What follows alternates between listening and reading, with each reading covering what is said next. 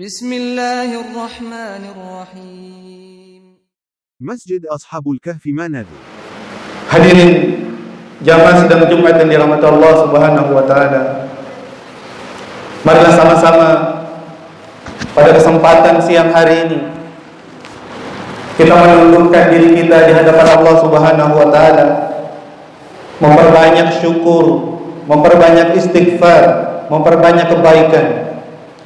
Di hari ini Allah istimewakan siapa saja yang mendekatkan diri kepada Allah, meminta ampunan, meminta keberkahan, kemuliaan di hari yang Allah pilih, maka semakin nyata dan dekat apa yang ia inginkan.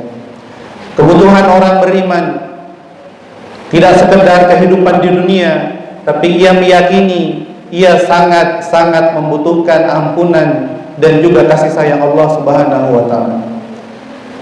Maka di Jumat yang penuh dengan keberkahan, kemuliaan dan ampunan ini, pikiran kita, hati kita senantiasa terpaut dengan rasa syukur, mengucapkan alhamdulillah dan menundukkan diri, menyertakan istighfar, astaghfirullah dalam kehidupan kita. Semoga syukur dan rasa takut kita kepada Allah Subhanahu wa taala Allah tambahkan usia pada diri kita, Allah tambahkan iman kepada diri kita, dan Allah tambahkan takwa kepada diri kita. Amin ya rabbal alamin. Salawat dan salam bagi Nabi kita, Nabi besar Muhammad sallallahu alaihi wasallam. Allahumma salli ala Sayyidina Muhammad wa ala ali Sayyidina Muhammad. Ittaqullah, bertakwalah kepada Allah. Ittaqullah, takutlah kepada Allah. Haqqa tuqatih, dengan sebenar-benarnya ketakwaan. Dengan melaksanakan perintah Allah, menjauhi meninggalkan larangan Allah, maka itulah takwa yang nyata dan benar pada diri kita. Takwa itu hidup dalam diri kita. Kita mengejar perintah Allah dan meninggalkan sejauh-jauhnya larangan-larangan Allah Subhanahu wa taala. Haqqa tuqatih, takwa yang nyata, yang benar, yang ada pada diri kita. Wala tamutunna, dan janganlah kita mati meninggalkan dunia yang sebentar ini, meninggalkan dunia yang sempit ini, meninggalkan dunia yang penuh dengan duka, illa wa antum muslimun, kecuali diri kita membawa iman Islam, membawa keyakinan diri kita, menyerahkan diri kita kepada Allah Subhanahu wa taala dengan membawa kalimat la ilaha illallah. Hadirin sidang Jumat yang dirahmati Allah Subhanahu wa taala. Suatu tempat di Anatolia, Bizantium, Romawi Timur, ada seorang ibu yang diganggu oleh pasukan Romawi. Ibu ini dilecehkan, diganggu, direndahkan, dihina.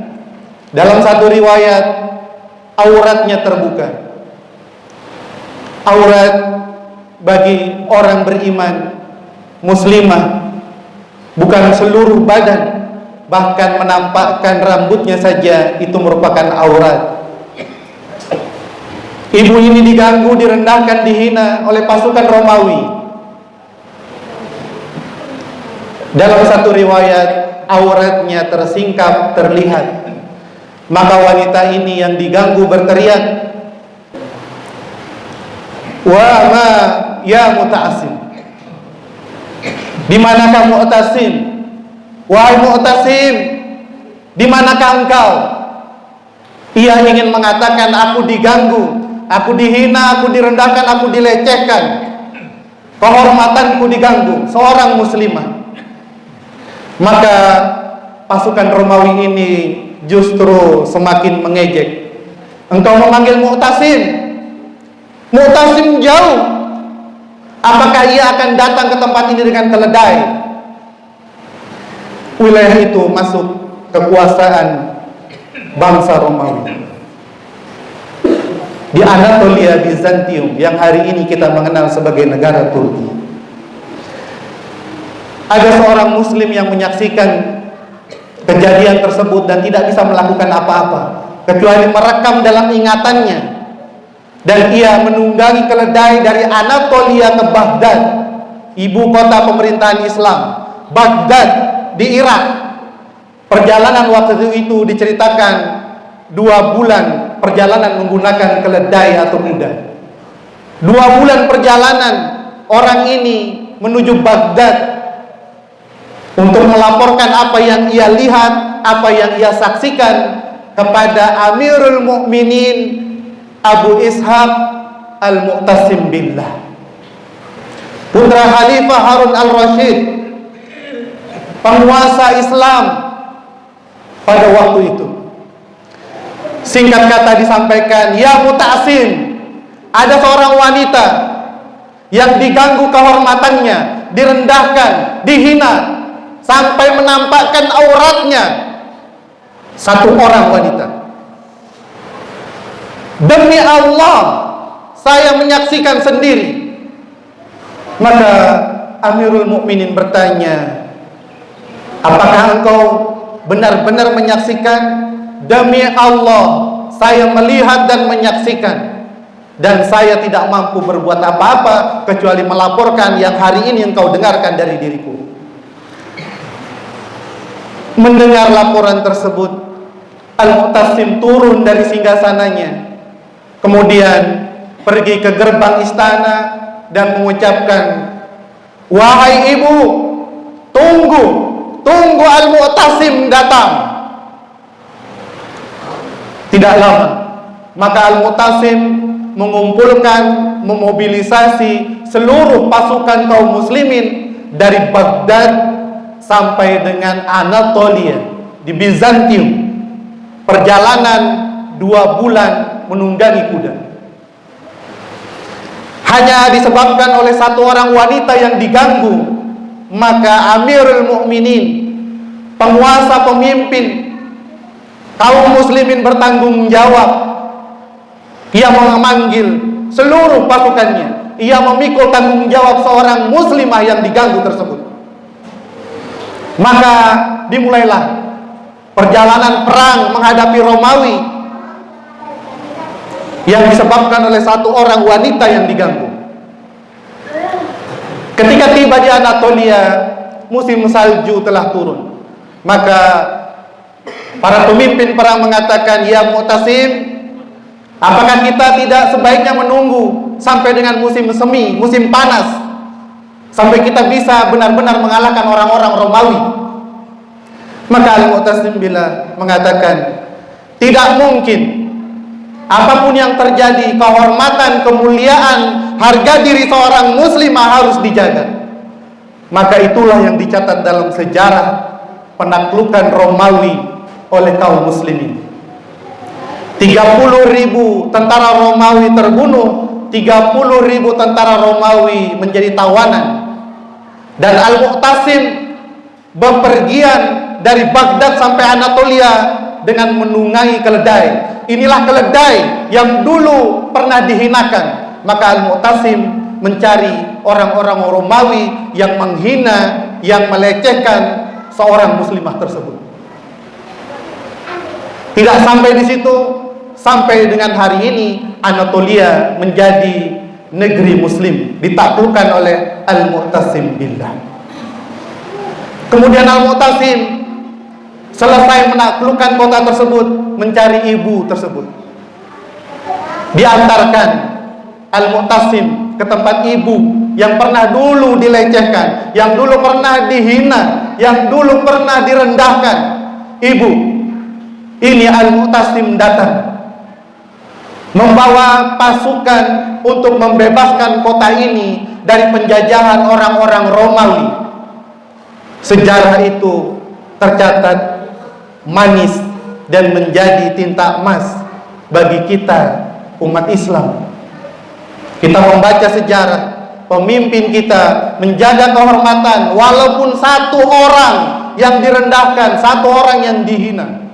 Itulah kekuatan kaum muslimin. Hadirin sidang Jumat yang dirahmati Allah Subhanahu wa taala. Cerita ini bertebaran.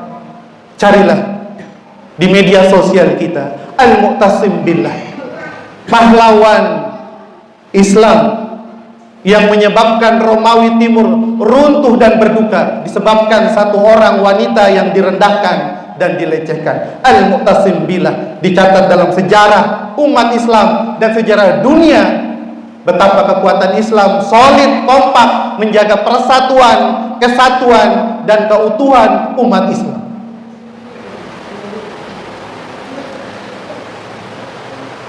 Hari ini dibacakan ayat Al-Isra, ayat pertama. Subhanalladzi asra bi'abdihi lailan minal masjidil haram ilal masjidil aqsa. Ilal masjidil aqsa. Hari ini apa yang terjadi di Masjidil Aqsa? Bukan cuma satu wanita yang direndahkan, bukan hanya satu wanita yang dihina dan dilecehkan, tapi ribuan wanita diperkosa, digantung dengan tali di hadapan suaminya, di hadapan anaknya, di hadapan saudaranya, dan tidak ada Al-Mu'tasim yang dirindukan oleh orang beriman hari ini. Di mana orang beriman akan mengadukan permasalahannya hari ini, bukan terjadi hanya di Al-Aqsa, tapi di negeri-negeri yang lain.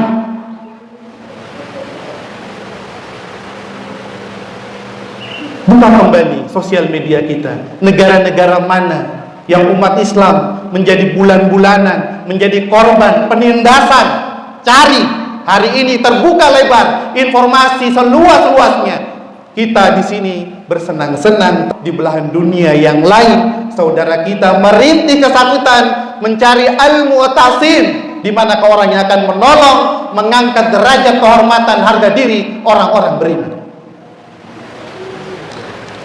Maka peringatan Isra dan Mi'raj sesungguhnya membangkitkan kesadaran dan juga semangat kebersamaan kita. Kita merindukan pemimpin yang tidak hanya pandai bergoyang, menari, mengucap kata-kata manis, menjanjikan sesuatu yang belum nampak. 100 tahun umat Islam tidak memiliki pemimpin. Terakhir pemimpin umat Islam 1924, dan tepat tahun ini 2024 umat Islam kehilangan seorang Amirul Mukminin. Dan itulah PR terbesar kaum muslimin hari ini, tercerai-berai. Di mana-mana kekayaan negeri-negeri muslim dikuras, dirampas, dirampok. Bahkan negeri kita berpengalaman dijajah 350 tahun. Yang datang ke negeri kita mencuri, merampok, menjarah kekayaan negeri kita. Sejarah membuktikan. Disebabkan tidak ada pemimpin umat Islam, maka kita menjadi lemah, tak berdaya, tidak bisa melakukan apa-apa. Apa yang bisa kita lakukan untuk saudara kita di Palestina? Padahal yang pertama kali menyuarakan kemerdekaan Indonesia adalah Imam Masjidil Aqsa. Yang pertama kali memberikan suara untuk kemerdekaan Indonesia adalah Imam Masjidil Aqsa. Bangsa Indonesia berhutang besar. Ketika semua orang diam menginginkan kemerdekaan Indonesia, maka ada satu orang imam yang menginginkan bangsa Indonesia harus merdeka, terlepas dari penjajahan yang ada di buminya. Hadirin sidang Jumat yang dirahmati Allah Subhanahu wa taala. Maka Isra dan Mi'raj menjadi peringatan tidak sekedar indah perjalanan Rasulullah dari Masjidil Haram ke Masjidil Aqsa ke Sidratul Muntaha, menerima pesan mewajibkan sholat 5 waktu. Tapi yang terpenting adalah salah satu masjid yang diceritakan di dalam Al-Quran hari ini tersandera. Masjidil Aqsa tersandera. Di mana-mana orang bebas memasuki masjidnya, tapi tidak untuk Al-Aqsa. Siapa yang ingin masuk di Masjidil Aqsa diperiksa, diluncuti. Hanya orang-orang lemah, tak berdaya, orang-orang tua yang diperbolehkan masuk, dan itu pun dibatasi waktunya. Maka ini menjadi penderitaan kita bersama. Kita tidak mampu melakukan apa-apa. Ada kotak kecil di masjid kita, isi mungkin 2 juta bulan lalu, 2 juta bulan ini, setiap bulan kita kirimkan, dan itulah yang kita mampu karena kita bukan seorang pemimpin yang memiliki kekuasaan. Kemampuan kita hanya 2.000, 5.000 dan 10.000, tapi 2.000, 5.000, 10.000 itu menjadi saksi di hadapan Allah bahwa penderitaan di Palestina juga penderitaan kita kaum muslimin yang ada di Palgua, yang ada di kota Manado. Uang-uang itu akan bersaksi di hadapan Allah. Diri kita tidak melupakan apa yang dialami oleh saudara-saudara kita yang ada di Palestina. Isra dan Mi'raj, ayat itu akan diulang dibaca, dan ayat itu tidak akan pernah terganti dan terhapuskan. Minal masjidil haram ilal masjidil aqsa, dari masjidil haram ke masjidil aqsa. Semoga Allah subhanahu wa ta'ala menjaga kaum muslimin dimanapun mereka berada. Kita dipersatukan dengan Tuhan yang satu, Allah subhanahu wa ta'ala. Kita dipersatukan dengan Nabi yang satu, Nabi Muhammad sallallahu alaihi wasallam. Kita disatukan dengan syariat yang satu, syariat Islam. Kita disatukan dengan kitab yang satu, kitab Al-Quran. Barakallahu wa lakum fil Qur'anil azim wa nafa'ani bima fihi minal ayati wa dzikril hakim. Aqulu qawli hadza wa astaghfirullah li wa lakum wa lisa'iril muslimina wal muslimat wal mu'minina wal mu'minat fastaghfiruhu innahu huwal ghafurur rahim. Hadirin sidang Jumat yang dirahmati Allah subhanahu wa ta'ala, tidak lama lagi kita akan memasuki masa di mana kita memilih seorang pemimpin. Semua kita memiliki informasi yang menguatkan kita harus memilih seseorang. Di dalam agama kita, apa yang kita lakukan semua akan dipertanggungjawabkan di hadapan Allah subhanahu wa ta'ala. Kullukum ra'in wa kullukum mas'ulun an ra'iyatihi. Setiap kalian adalah seorang pemimpin, dan setiap kalian akan ditanya tentang kepemimpinan, tentang amanah yang ada di pundak setiap kita. Seorang imam, pemimpin, Amirul Mukminin akan ditanya tentang tanggung jawabnya, bukan sekadar di dunia, tapi di hadapan Allah subhanahu wa ta'ala. Seorang suami, pemimpin bagi keluarganya, akan ditanya di hadapan Allah subhanahu wa ta'ala. Seorang istri adalah pemimpin bagi rumah-rumah keluarganya, dan akan ditanya tentang tanggung jawabnya di hadapan Allah subhanahu wa ta'ala. Seorang pekerja adalah seorang pemimpin bagi amanah, kepercayaan yang ada pada dirinya, juga akan mempertanggungjawabkan apa yang menjadi kewajibannya. Wa kullukum ra'in wa kullukum mas'ulun an ra'iyatihi. Dan setiap kalian adalah pemimpin, dan setiap kalian akan ditanya tentang apa yang dipikulnya. Carilah pemimpin yang memiliki kepekaan terhadap urusan kaum muslimin.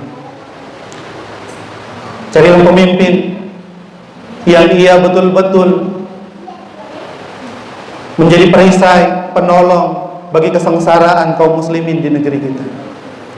Carilah di media sosial kita siapakah yang dekat dengan ulama, siapakah pemimpin yang memprioritaskan umat Islam dari kemiskinannya, dari kesengsaraannya. Carilah pemimpin yang bisa menjadi teladan. Ia tidak sekedar memimpin rakyatnya, tapi ia tahu agamanya, ia mencintai agamanya, ia mencintai nabinya, ia mencintai Tuhannya, dan ia mencintai umat baginda Rasulullah sallallahu alaihi wasallam. Maka ketika kita mencoblos memilih, maka ingatlah, apakah ia akan membela umat Muhammad? Apakah ia akan mengangkat derajat kaum muslimin di negeri ini? Apakah ia akan bersuara ketika ada umat Islam dilecehkan, direndahkan, dihina? Serahkan kepada orang yang kita pilih, karena ia memiliki kepekaan, karena ia memiliki perhatian kepada umat baginda Rasulullah sallallahu alaihi wasallam. Dan itulah yang akan kita pertanggungjawabkan di hadapan Allah. Ya Allah, saya telah memilih dia karena saya mengetahui dia mencintaimu, karena dia mencintai nabimu, karena dia mencintai agamamu dan dia mencintai umat baginda Rasulullah sallallahu alaihi wasallam. Bukan pilihan karena goyangan, bukan karena tarian, bukan karena nyanyian, bukan karena dunia, tapi karena perhatiannya kepada umat baginda Muhammad sallallahu alaihi wasallam. Semoga kita mendapatkan syafaat baginda Rasulullah sallallahu alaihi wasallam karena memikirkan umat baginda Rasulullah sallallahu alaihi wasallam. Innallaha wa malaikatahu yusalluna 'alan nabi ya ayyuhalladzina amanu sallu 'alaihi wa sallimu taslima. Allahumma salli qidam baqa mukhalafatuhu lil hawa